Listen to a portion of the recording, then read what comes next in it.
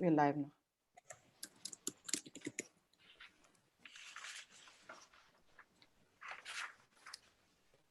Hi everyone, welcome to Cybersecurity Career Talks, where cybersecurity experts from around the globe help others with their journey. I have with me three IT application security experts, and they are, one sec. Hi everyone, welcome to Cybersecurity Career Talks, where cybersecurity experts from around the globe help others with their journey. I have with me three IT.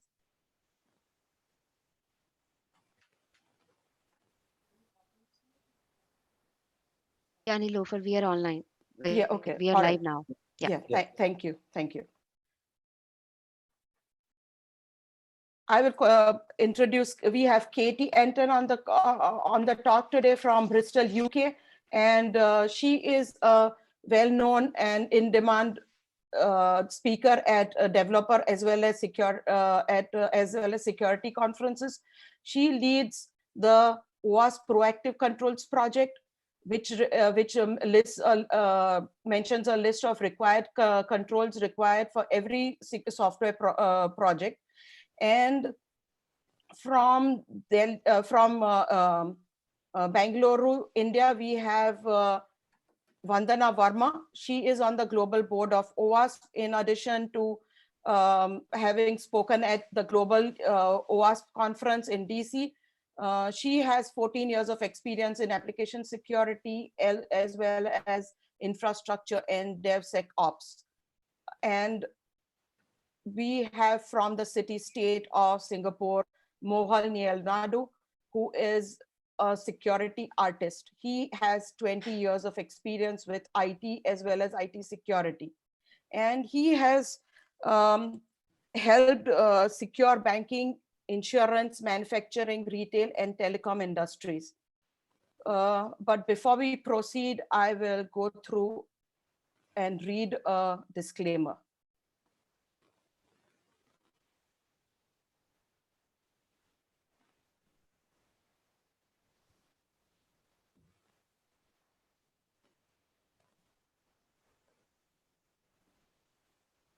The views expressed in this presentation and during the session are personal opinions of the participants and do not reflect the official policy or position of their respective employers. This discussion is a volunteer-led effort to contribute to the profession and pay forward the many kindnesses and instances of support and guidance the participants have received in the course of their career. And okay, so this is our agenda. This is our agenda for today. And we are going to talk about an overview of application security. We're going to talk about the various roles, the career paths, and the education, experience, and certifications required, and tips for newcomers to the field. So, Katy, can you start with the overview of application security? And then Vandana and Mohan can join in. Okay, so the application security is actually a new domain, and it's about ensuring that the software that we produce is produced in a more secure manner. So this is the entire, and this encompasses the entire domain of the application security. Initially, it started with thinking that we need to find vulnerabilities and fix them, and that was at the beginning. But now we are actually expanding this domain to include also things like design, architecture, and including roles like, for example, software security architect, and including thinking of security in the design stages, threat modeling being an example. And then continuing with finding bug fixes, fixing them, and then enhancing the security of the software during development, and continuing with the security after the software has been deployed in production. So this would be, in a nutshell, about what is the application security today. Thanks. And Mohan and Do you have anything to add? Yeah, sure. So application security has evolved quite a lot, similar to application development. So we have seen a waterfall model where the projects used to be delivered in few years time, in 80s and 90s. But now it has changed. Now it is, the features are being deployed in production in a matter of weeks or some months. The application security also has basically tailored its delivery to suit the new way of application development. So yeah, things have changed over a period of time, and it will continue to evolve as we see new technologies, new frameworks, new ways of working, like in the ways in which we deploy our applications, like containers and so on. So application security, as Katie rightly said, it's all about deploying systems in a secure manner in the production.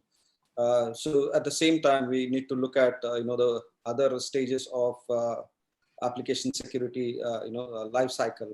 So starting with requirements, design, then implementation, and eventually testing and deployment. So application security has a role in all these different phases of application development. Thank you. And Vandana?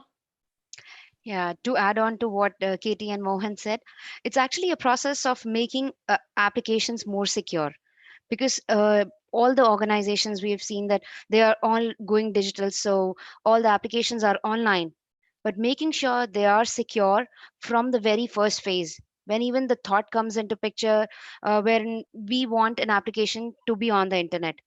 So from there on till the end, when the application goes live, embedding security to it is called application security.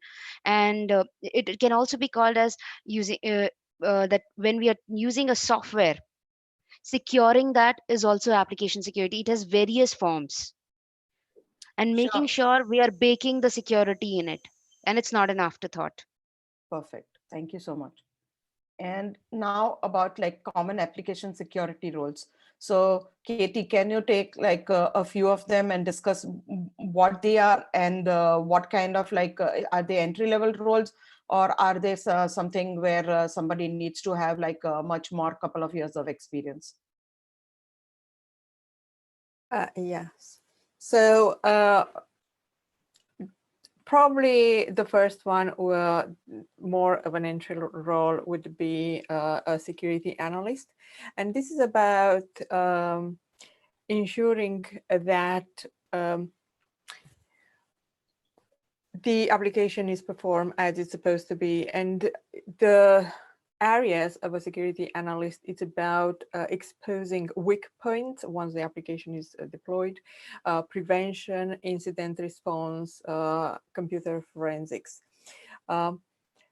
So the security analyst is more about the attack, while the security engineer, it's more about the defense. So this would be the people that, if a system is under attack, what are the controls to be put in place in order to make it more robust? And that's what a security engineer would be. And then we have this DevSecOps, which is basically the combination of the two, but in a more continuous, dynamic manner. And this would be for those organizations where the automation is a realistic approach and it's currently in place, where you actually have this feedback of attack and defense more closely related. Another one that, like I said, is kind of new is this application security architect. So in the past, we started thinking of the security primarily with pen testing, and this is what was included to analyze if a software is secure or not. Just a pen test probably once a year, and that was about it. Then we started adding some, embedding more security controls into the software development cycle. And now there is this, more and more companies are actually looking to embed the security from the beginning, and what is required not only to fix flaws, but also how you should design, how you should architect the system, what should be taken into account in order to have this holistic approach of the application security. Thank you, Katie. And Mohan, for like a security analyst, what kind of experience would a person need to have? How many years? And before they can become a security analyst, do they need to have experience in programming? And can you, because that is one of the questions that has come up. Sure. Yeah. So any task, that we see in that list would be benefited, or one can do justice to those roles if one has a development experience, or at least testing, software testing experience, so they can deliver more better. That doesn't mean there is no chance for others, newcomers. It is never the case like that.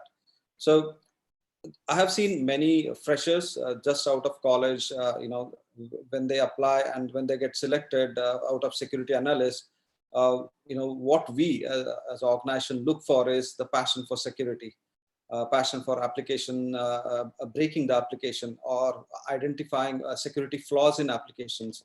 So you may have application development or testing experience that will just add on to it. But if you don't have, that doesn't mean you should get discouraged. You can always pick it up, some of these items on the way, while you are on the job. So yes, if you come up with some experience in your bag, with regard to either network management or application software development or any DevOps kind of, all these these experiences basically help you to mature and deliver better. But that doesn't mean a fresher cannot come. He or she can definitely come and contribute. What you need is basically the passion for understanding and delivering what the job requires. Sure. Thank you so much. So basically, this, I think, is a perfect transition for people who worked a couple of years in application development, application architecture, or architecting applications, or any kind of dev or ops experience, or around programming, right? Around applications. That's right. Vandana, can you chime in a little bit? Sure. So, as Mohan said, that if you have experience in programming, it's good. But if you don't have experience in programming, that's also fine, because you can learn all the on the go. I'll talk about me. I started off as a SOC analyst. SOC analyst is more of a network security position, wherein I was handling incidents for an organization, doing the vulnerability management. But when we talk about application security, it was more of a separate domain altogether. Even though security is, we say that it's a graded line or shaded line everywhere.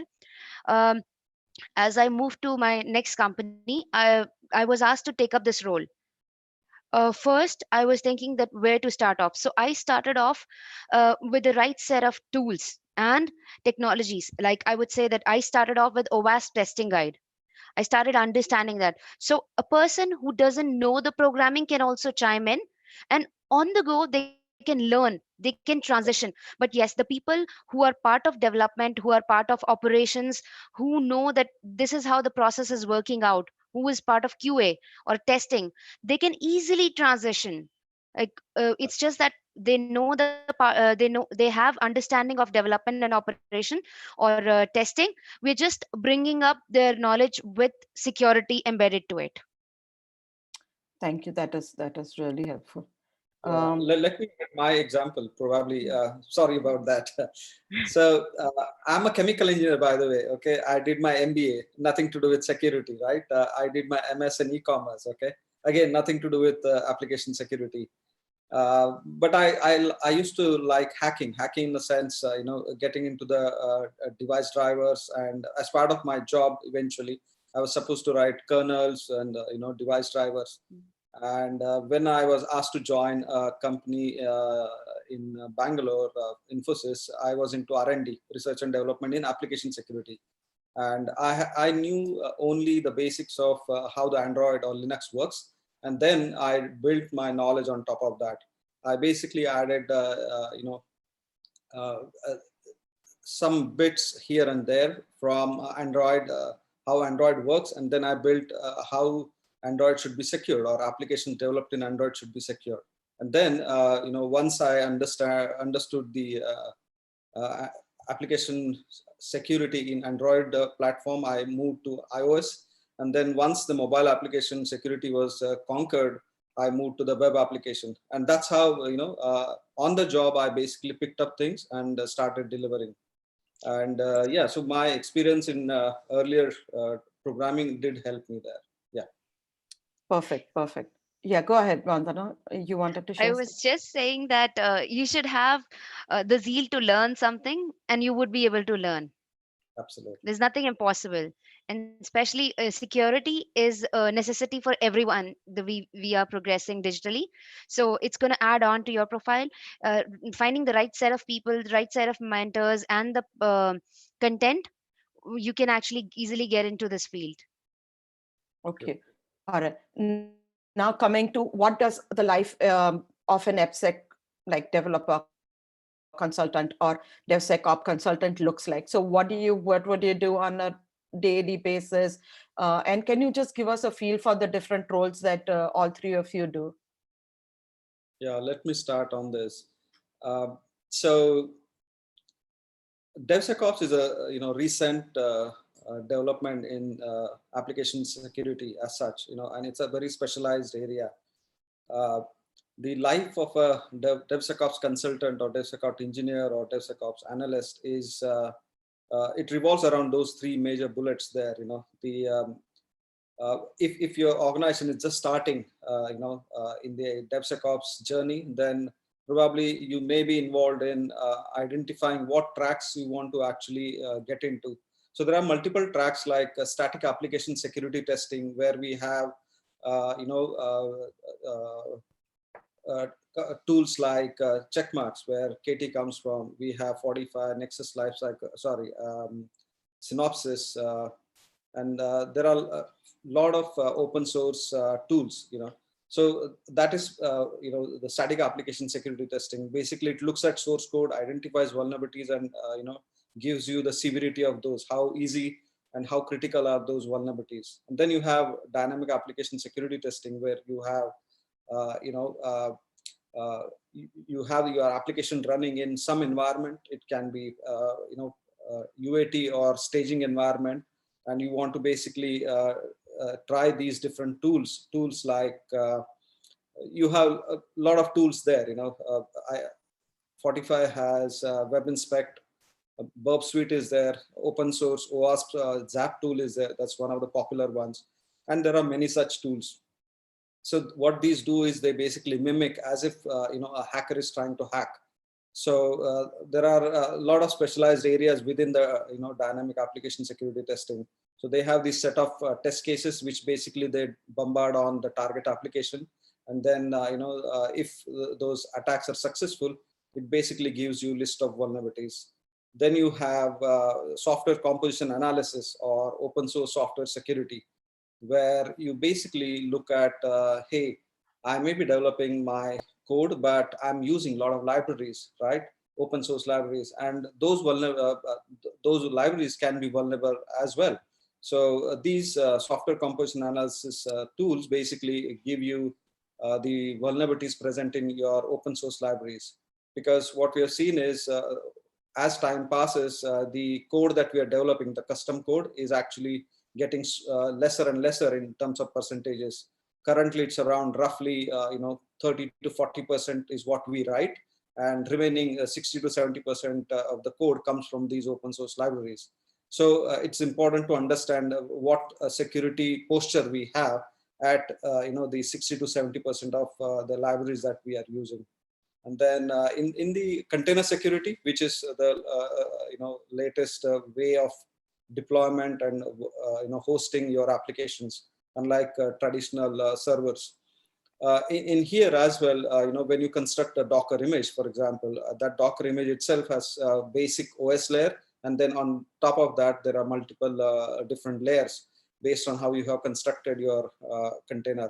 So it's important to know, hey, given my application is residing at the top of the whole container stack, at the below, what is my security posture? What layers are actually contributing to various vulnerabilities, and if they have, then I should be knowing, how easy or how difficult to move those or fix those vulnerabilities, out of the system.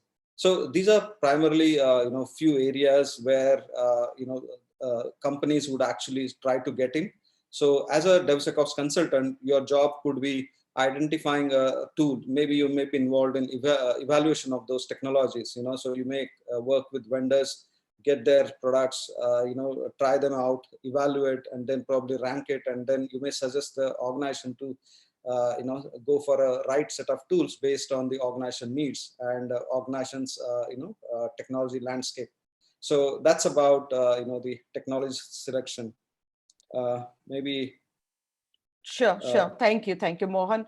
This really sounds exciting, because now you get to try out and test different kinds of tools and decide something that is going to be good for your organization based on your requirements. Vandana, can you please chime in? Sure. So now when we talk about application security, it's in different phases. It starts with the planning. When we talk about planning, there are multiple things a person does, because an application security person might be donning multiple hats. So in planning phase, we try and do threat modeling or risk analysis of the application and try and figure out whether it's a high severity application. If something happens, so how much risk would that application would be pausing, or if there is a new feature which is coming in, how much risk that will pose to an application. Then architecture and designing review, because a lot of times we hear that we don't do companies say that we don't do design review, and if we are not doing proper design review, then the flaws will come at the later stage. So architecting and designing secure apps actually puts a person, an organization, into into a side wherein more of positive towards security.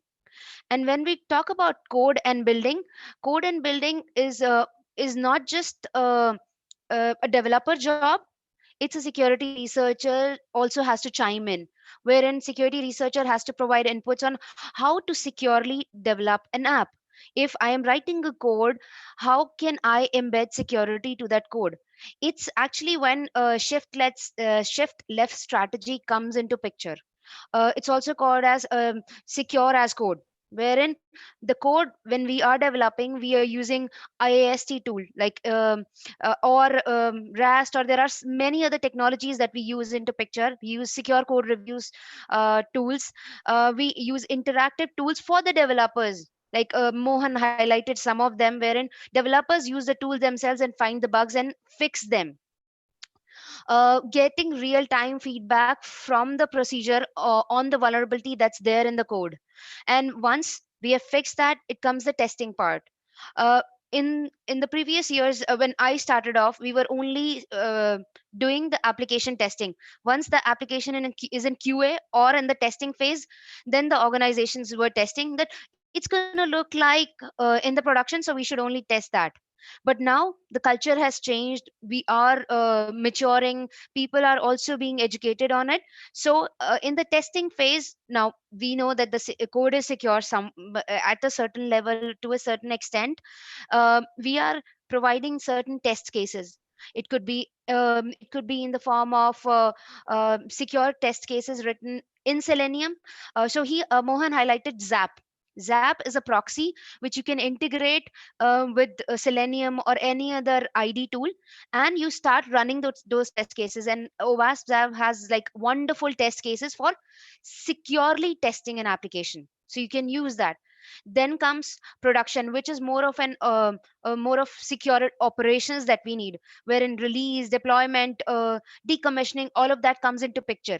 And there we are monitoring our applications which are live, and then also we are testing them, we are maintaining it. If there's a bug comes up, we are checking that. Apart from that, we are also monitoring it. There must be some detection of an attack, so we are trying to mitigate it. if something happens to our website, we're trying to recover. So there are multiple phases have been associated with the whole DevSecOps model. That's there. Another important aspect that organizations have started associating with DevSecOps model is training. Training the developers, training the testers, and creating champions. So that's also a role of a DevSecOps professional, a security professional, to train other people so that they can become champions and can take the knowledge further. So it can save time and resources and many more things. The way we have heard that if we fix a bug early, it costs us less, and if we fix a bug in production, it will cost way too much, maybe 10 times, maybe 20 times more. Sure, sure. Thanks. Let's go to the next one. Like, Mohan, what does a typical career path look like? Because we got like people asking us, like, if somebody's a newcomer or somebody's fresh out of college, what would their journey look like? And if you can talk about like a typical career path. Yeah, sure. So yeah, as we rightly put there in the slide, you may start with, if you have a developer or development or testing experience, you may start with a entry level roles where you may be asked to develop something or test something. But if you're directly, and then probably people would move eventually within the organization from development or testing to security, based on their passion. Or there may be cases where people have already done some education or some certification while they are in college, and in terms of security, and then they are joining the organization as a fresher in security. So let me talk about application security. So you may have, as we listed those roles there, you may join as an analyst or an engineer, application security engineer, and eventually, once you have some experience working in different aspects of application security, you move to be a consultant, where you may work independently, or you may have 1 or 2 or 4 people working under you based on your organization.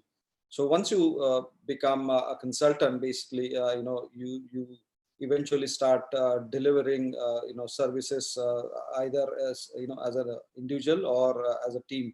Those services pertain to AppSec consulting. That means developers may come in and give you the issues related to their application security related challenges. One example could be, hey, which algorithm should I use for encryption?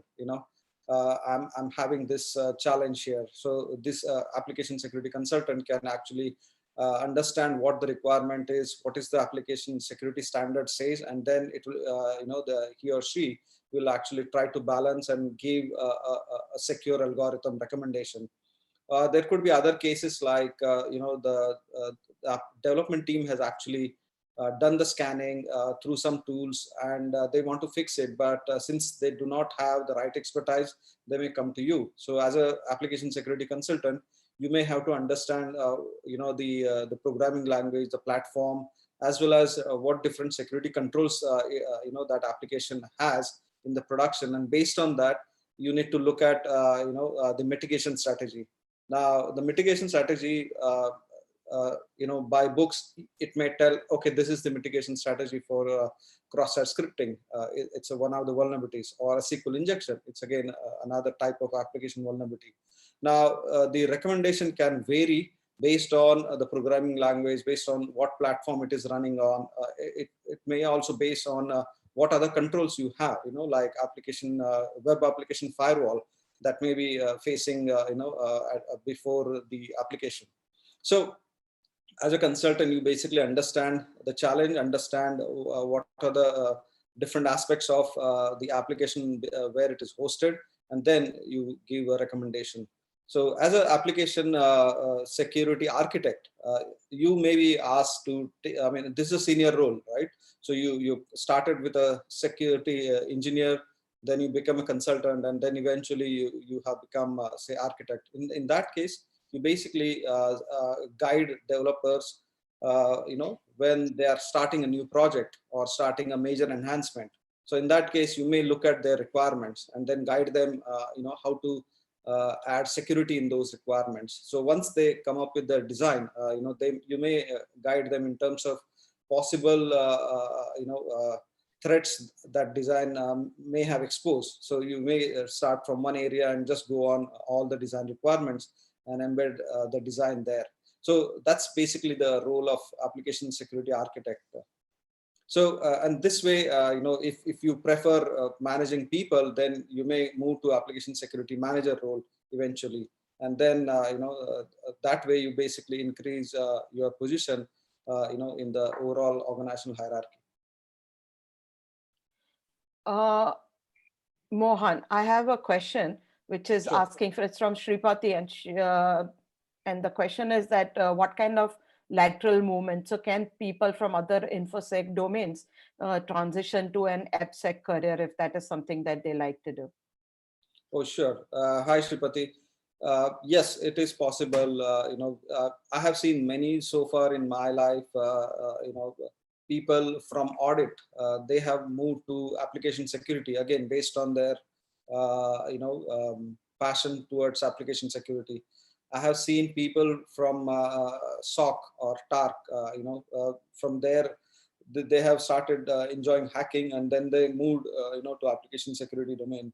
I have seen enterprise architects, who are passionate about application security, and they have moved to application security architect, So these transitions are always possible. And my biggest suggestion to all those who are already into the organization and move towards or join the application security domain, the route, you have already conquered 50% of your obstacles, right? You're already in the organization.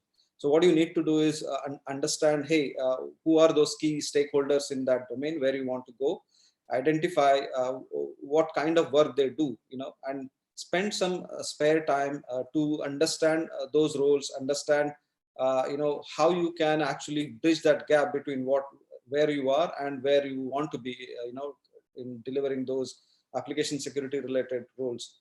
And then you can take up certifications, you can take up online classes, you can start attending the meetups related to application security, and thus you basically try to bridge the gap. And then once you think you are comfortable, then you can approach the organization stakeholders and then say, hey, I'm interested in this, this is what I have done, and if you prefer, I would like to go through normal formal internal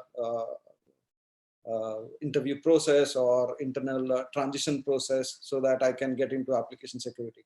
And one thing I have noticed very strikingly is in the InfoSec industry as such, people never say no, for any of these initiatives. They always encourage. You look at application security or any other information security related events, meetups or gatherings or conferences, nobody discourages.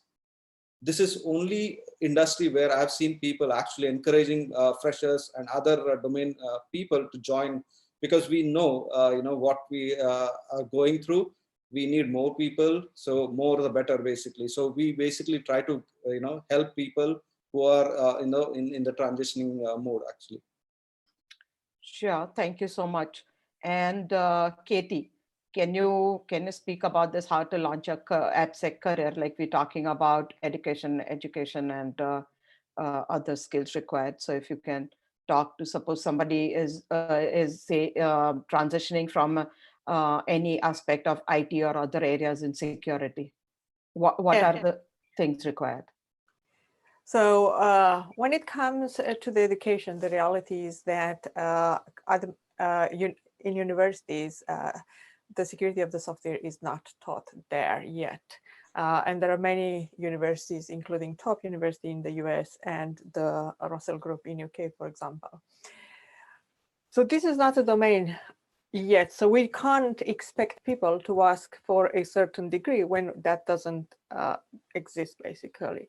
So the best people that are actually successful in this career is the people that have an interest in solving problems, because at the end of the day, the hackers are not with master, or they are people that are looking at the system and they are trying to solve the problem of breaking that system. And this is what's all about. So if, for example, I have a tester that she absolutely loved to break systems. That's what she loved.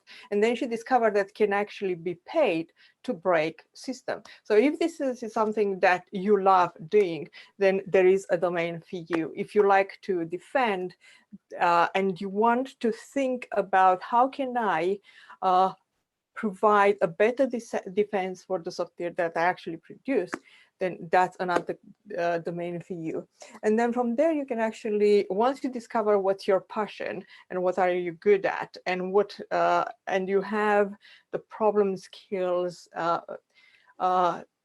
for this type of job, then you can actually start gaining expertise in some of those. And it can be like, you can either go from the software development, or some people come from information technology, and some others are coming from security. So there are more ways at the moment that you can actually come from in order to get into this application security. And but ultimately is to do what you like to do, because that's when you are going to be successful, if you love what you are doing.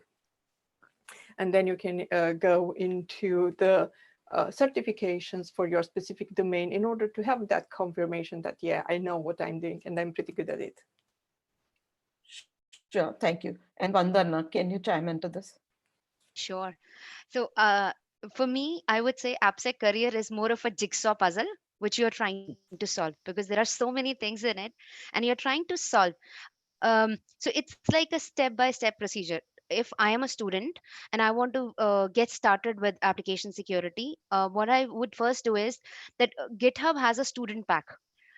You can build your own app, like you can add vulnerabilities to it, fix the vulnerabilities. It's like a complete pack.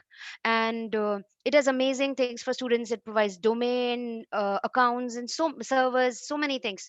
So for a student, they can actually subscribe to that and start building their own app, because students have a time wherein they can invest in building a new app from ground up. Or if you want to know about a vulnerable app, you can use WebGoat, which is a vulnerable app. Understand what are the vulnerabilities, how the vulnerabilities can be fixed. So a good application security person knows how to break an application and save an application.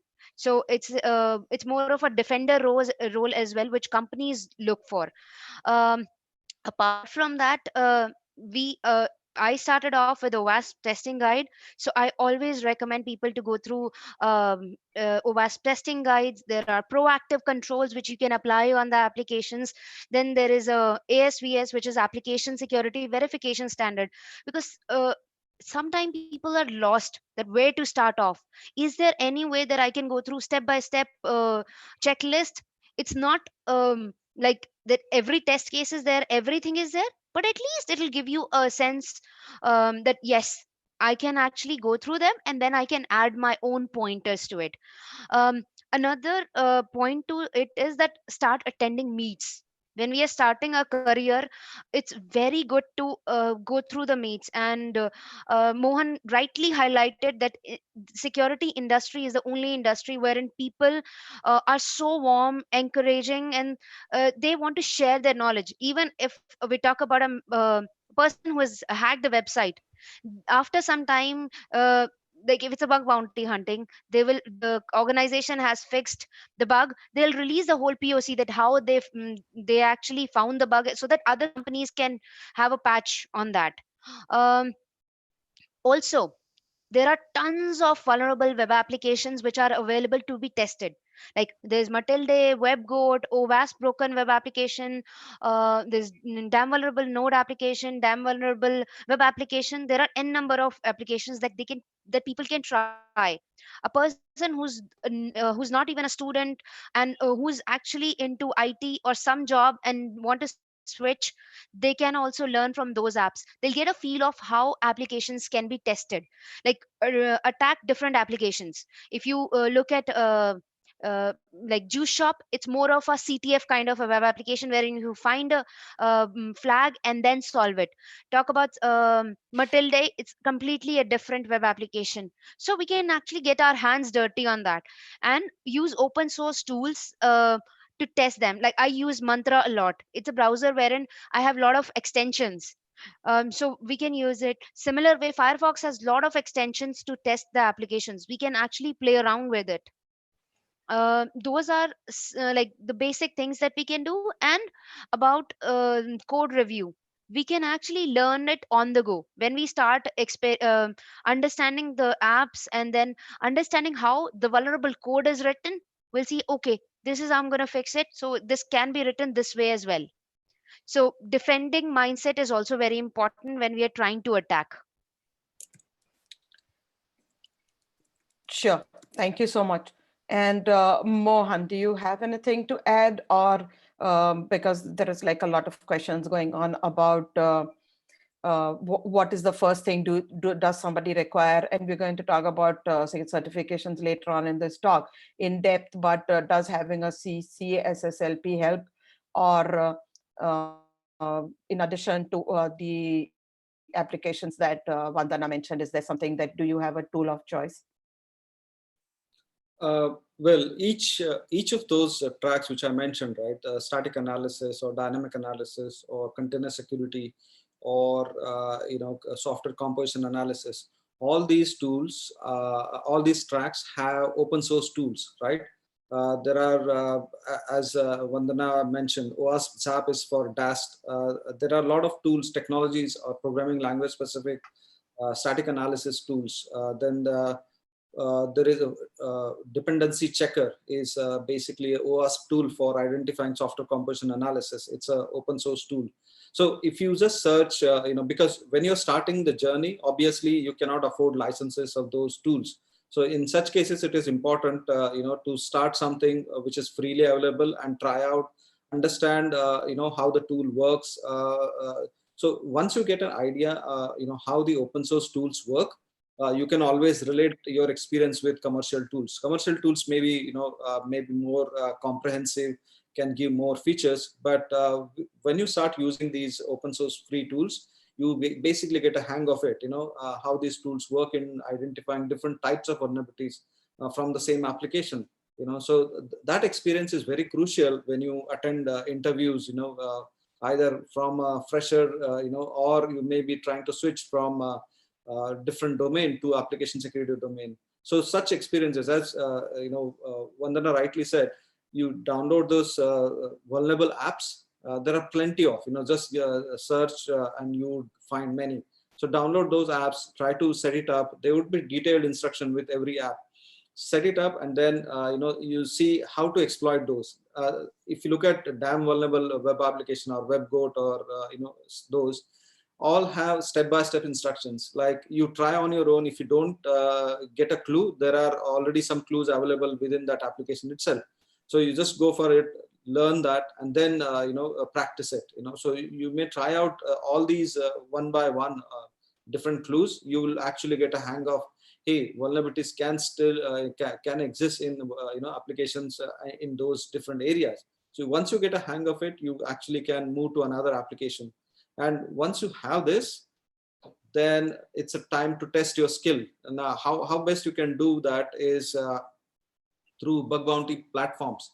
You have HackerOne, Bugcrowd, Synac, many. So you just get registered there. So companies actually go and put their application, on the platform, and you are then authorized to actually go and hack.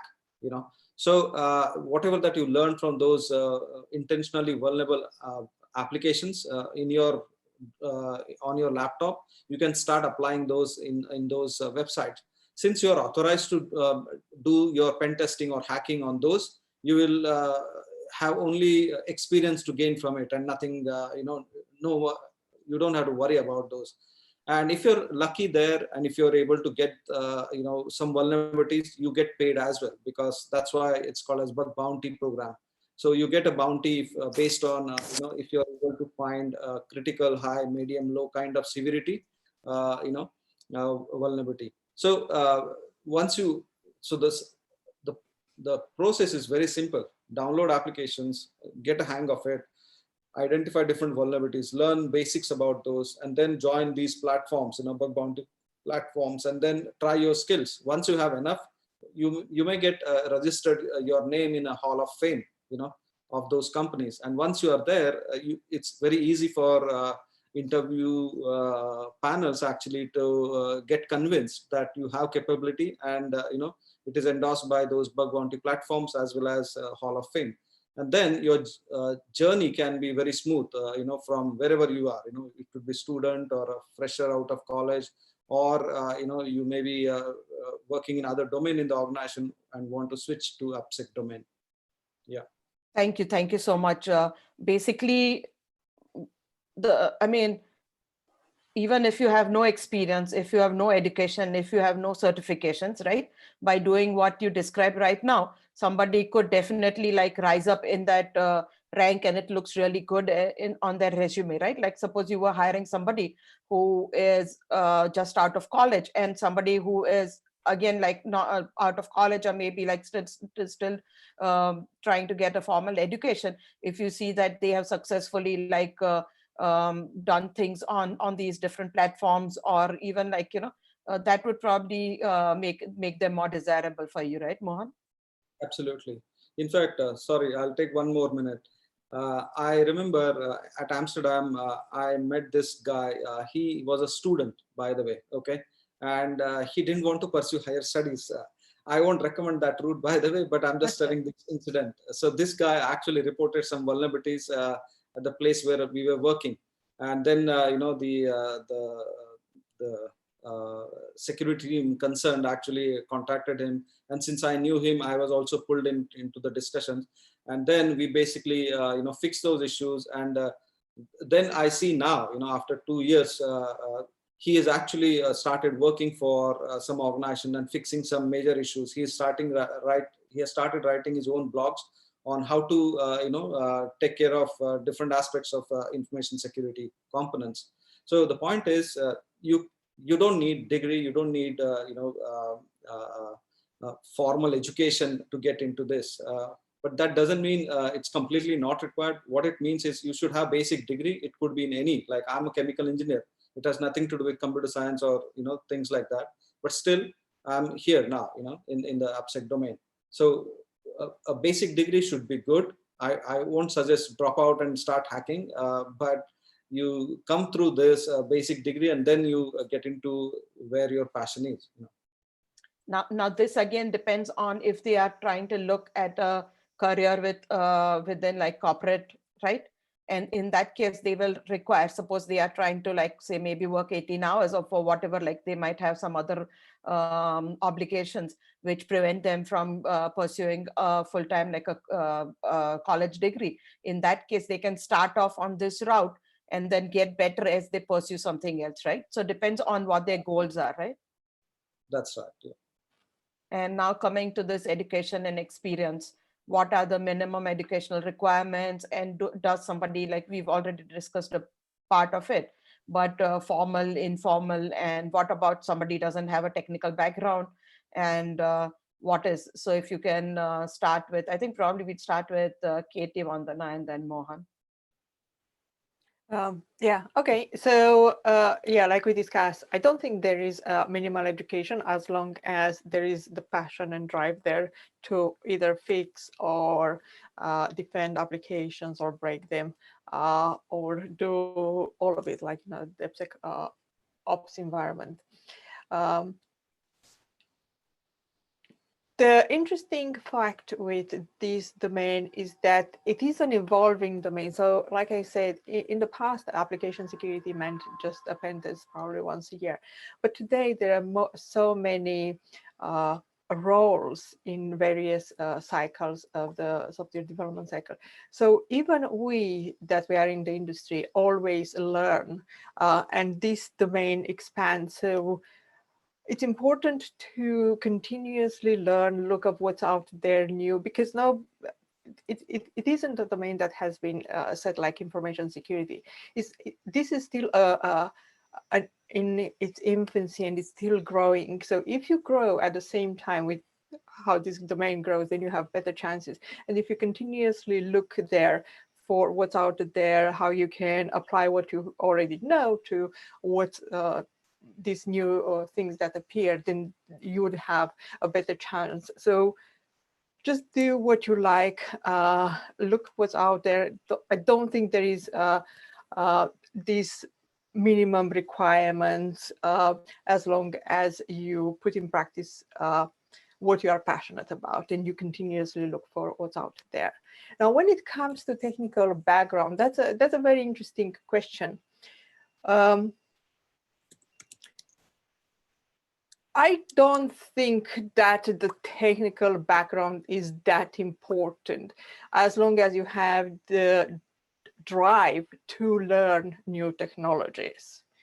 So it is more important to have the right attitude to learn new things rather than already I've taken these technologies. So for me, that is a more important aspect. Do you have the right attitude to learn new things? That would be a more important one. And then from there, you would go into gaining new experience in other domains, either in IT. Sure, thank you.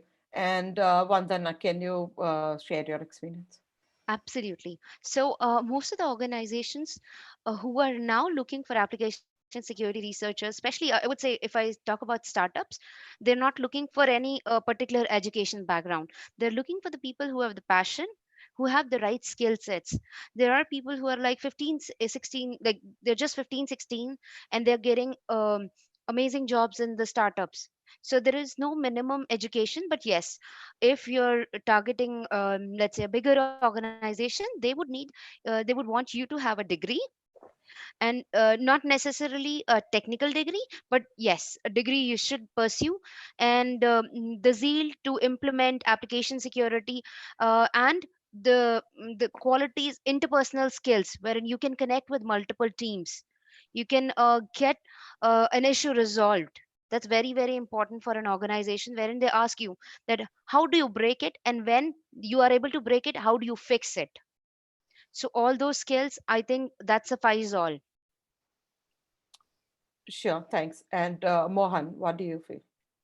Yeah, I think Katie and Vandana have covered most of those. Let me answer a couple of questions which are there. Brandon is asking if I'm on the route as a developer, I should continue that and become more experienced, which will give me a larger chance to break into the field. Yes. So if you are already a developer, it's 23 hours. If you're already a developer, you can actually, start looking into, areas where you want to actually go into AppSec. So as I just answered for Linto, so imagine you like hacking, you are a developer, you like hacking. I would say learn scripting languages like Python, Perl, shell scripting, etc. So that would help you to basically write your own scripts, automate hacking. Now, if you are a developer and if you want to get into AppSec consulting or DevSecOps kind of roles, then I would suggest have a knowledge of at least one good programming language. It could be Java, it could be C#, it could be Python, it could be any other widely used language in the industry. So once you have that, then try to see, as Vandana rightly said, you have OWASP testing guides.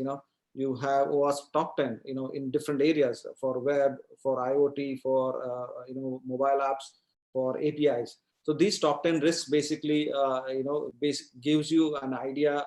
Okay, what are those vulnerabilities, or what are those risks in those different areas are? And once you know that, then you see, okay, I know Java. Let me understand how I fix these vulnerabilities in Java. So there's a testing guide as well as there is a ASVS. So these are different, and there are cheat sheets also from OWASP. So these documents basically give you a very good understanding about what those vulnerabilities are, how to find those, and how to fix those. So if you're comfortable in any one programming language, Java, C# or Python or any other, you take these guides and then work in that area. Download these vulnerable apps and see how you can learn from all these different areas. And once you're good at that, then you can, you have better chance to get into AppSec roles. Sure, thanks. And now we are coming to certifications.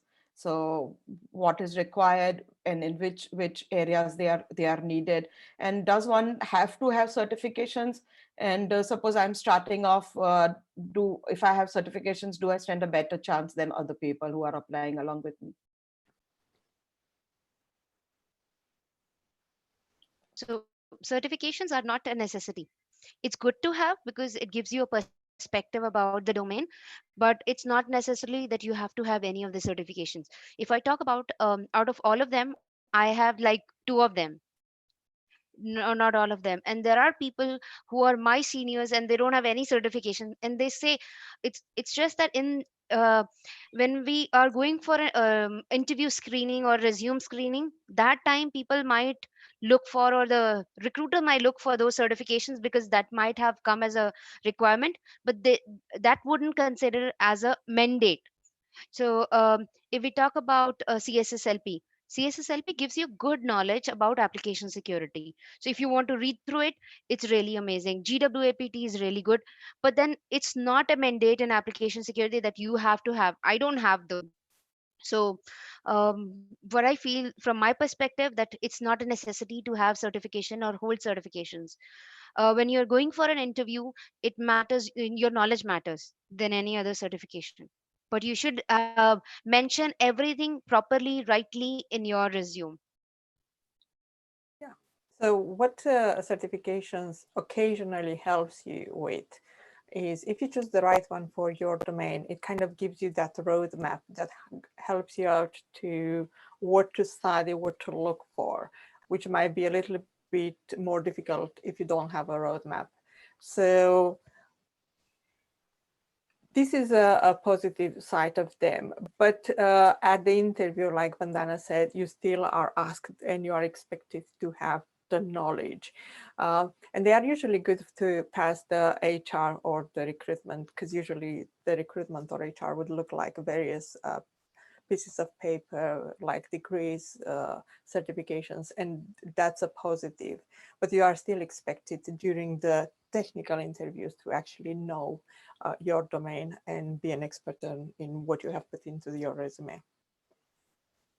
I want to take a minute and talk about like when people talk about AppSec, they talk about like ethical hacker and penetration tester and vulnerability analysis. They do not talk about any of the stuff that we discussed today, which people could like easily transition into. So why is that? And what's going on with that? Like, I mean, why whenever people talk about AppSec, they like say, oh, it's hacking, it's something to do with hacking. So maybe Mohan, can you like provide some kind of input on this? Because I think it's a myth, right?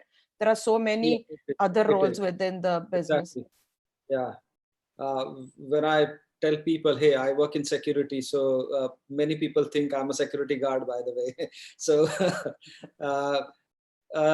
yes, you're right. Application security is not just about hacking. Okay, it's much beyond that. We all so far discussed different dimensions of application security. So you rightly said, some people perceive it as ethical hacker. Some say it is a pen testing. Some say it is application security. Some say it is DevSecOps. So basically, all these are part of application security. These are just different dimensions to application security. So based on your passion, you can start. For example, when I started, I was a pen tester. I didn't have the certification, but I was a pen tester. I learned hacking through my formal training.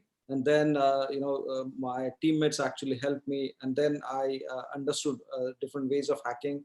I started with, as I said, in the mobile, and then switched to web, and then eventually to infrastructure security. So I started my journey in the hacking or in penetration testing rather. And then I didn't have any certification then, So then eventually one of the clients where I was working, they made it mandatory. So we completed, the whole team basically completed OSCP certification. And it was quite a learning experience. So certifications are definitely, good. They add value. They, in fact, boost your confidence. They actually boost your value of CV or profile in the recruitment market. And then from pen testing, I actually moved to DevSecOps, and there's no formal DevSecOps certificate yet, which is widely known. So there are different organizations, smaller organizations, which are very niche, and they offer these certifications. You can definitely learn and take up certification. Absolutely fine. I recently had a new certificate called SAPSA. That's for business architecture security. And so far, through that certificate training and then the certification exam experience, what I learned was, so far I was just trying to focus my articulation only from the technical perspective. And some of the people who are actually decision makers are not technical people. So when I say, hey, it's a cross-site scripting or say SQL injection, they may not have any idea about those when I talk in technical terms. So what's important is I should be able to articulate in a way that they understand. I should be talking their lingo. So once I start talking about, hey, this is a business risk because of this vulnerability, and there could be impact on the profits or the reputation.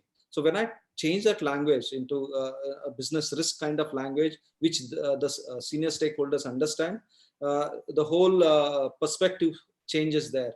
They start appreciating the gravity of the situation, and they probably would start support you. They may allocate some budget, or they may approve whatever that you're asking for. So the way you articulate actually has a huge impact. So through that SAFSA, because I did that certification, I came to know this new area in the application security. Yeah. So certifications do add your value, but they are not mandatory, as Katy and Vandana said.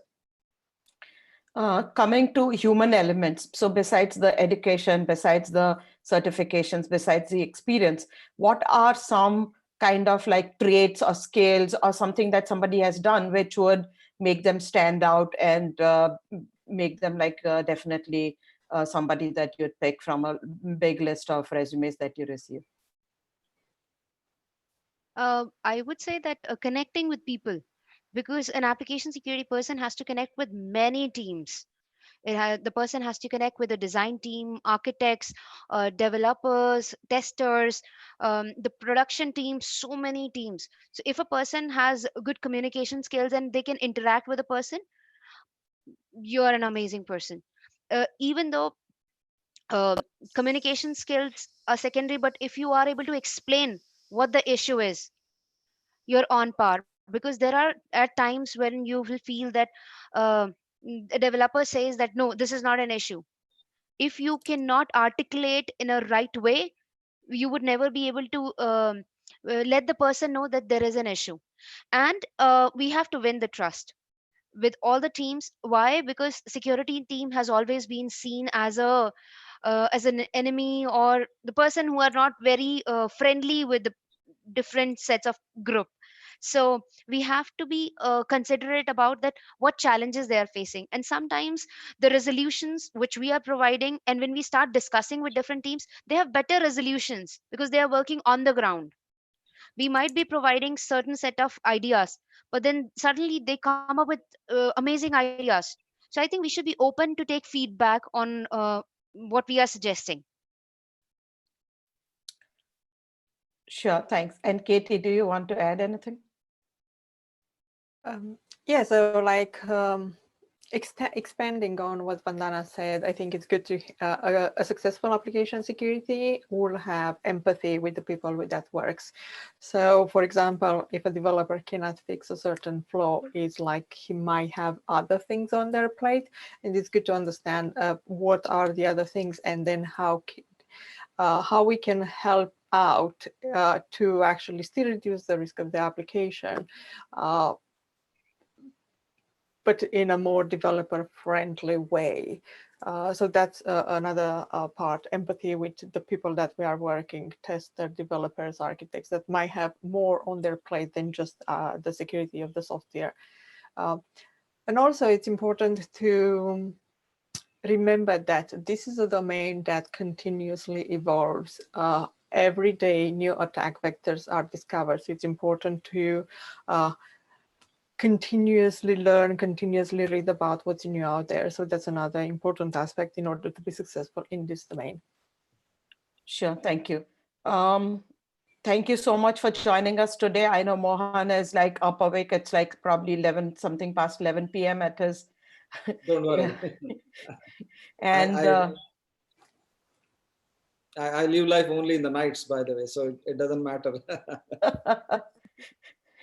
okay, no, but it's really nice of all of you to join. Katy is from UK. It's like probably 3 o'clock, and Vandana is also like sometime in the evening for her. Thank you so much, and I hope you guys will join us once again in a couple of months, because I see the amount of questions that are coming in, and we will continue to like funnel those questions to you. But I think if we in like say maybe Q3, sometime early Q3 would be a good time to come back and go over this one more time on and more input. Thanks so much for joining today, and I'll just close our live stream. Okay, thanks. Thank you Bye. so much. Okay, Thank you. Bye-bye. Bye. Bye.